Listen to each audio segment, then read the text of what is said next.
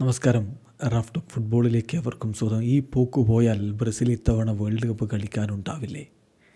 ഇന്നോളം വേൾഡ് കപ്പിൻ്റെ ചരിത്രത്തിൽ ബ്രസീലില്ലാതൊരു വേൾഡ് കപ്പ് നടന്നിട്ടില്ല. അങ്ങനെ എല്ലാ വേൾഡ് കപ്പും കളിച്ച ഒരേ ഒരു ടീമാണ് ബ്രസീൽ എന്ന കാര്യം ഓർക്കുക. ആ ബ്രസീലിന് ഇത്തവണത്തെ വേൾഡ് കപ്പിന് യോഗ്യത ലഭിക്കില്ലേ എന്നതൊരു വലിയ ചോദ്യമാണ്. നിലവിൽ അവരുടെ പെർഫോമൻസ് വെച്ച് നോക്കുമ്പോൾ അവർക്ക് യോഗ്യത കിട്ടാതെ വന്നാലും അത്ഭുതപ്പെടാനില്ല.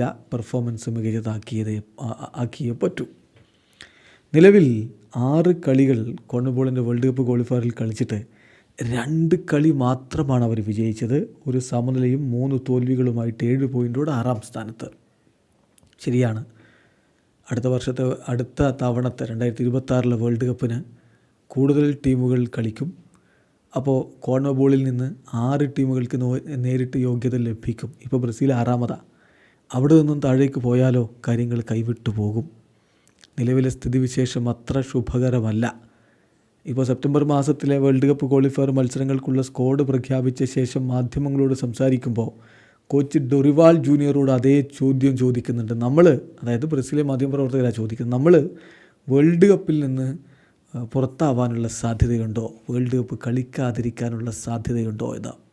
കോച്ചിൻ്റെ മറുപടി, യഥാർത്ഥത്തിൽ അങ്ങനെ ഒരു പോസിബിലിറ്റി ഉണ്ട്.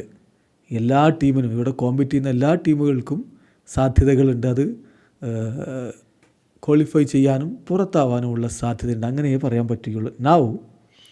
എന്നെ സംബന്ധിച്ചിടത്തോളം എനിക്ക് നല്ല കോൺഫിഡൻസ് ഉണ്ട്. കാര്യങ്ങളൊക്കെ ഭാവിയിൽ മറിയുമെന്ന്.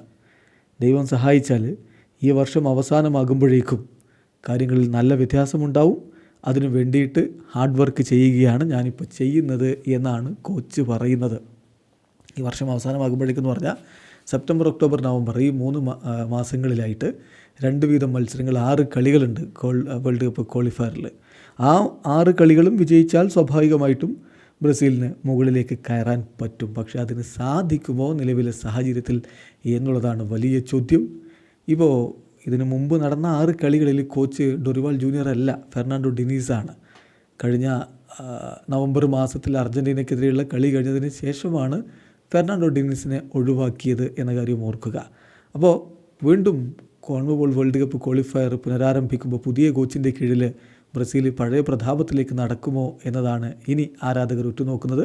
കോച്ചിന് ഏതായാലും കോൺഫിഡൻസ് ഉണ്ട്, ആരാധകരും അതിൽ വിശ്വസിക്കുന്നു. വീഡിയോ അവസാനിക്കുന്ന ഫുട്ബോൾ ലോകത്തെ കൂടുതൽ വിശേഷങ്ങളുമായി റാഫ് ടോക്സ് എത്താം.